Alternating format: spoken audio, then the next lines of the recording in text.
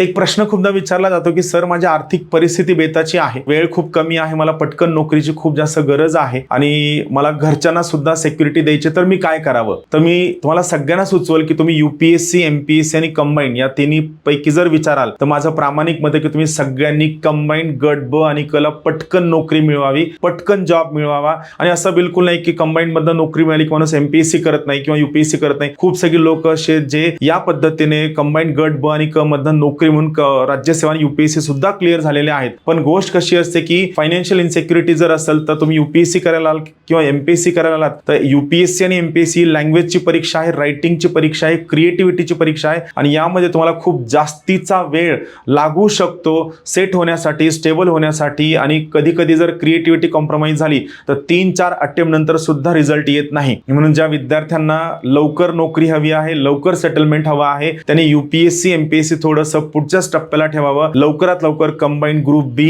Combine group C आणि आता सरळ सेवा सुद्धा राज्यसेवेमार्फत भरण्यात येणार आहे. म्हणून लवकरात लवकर यामधनं पोस्ट मिळवण्यासाठी प्रयत्न करायला हवा. थँक्यू.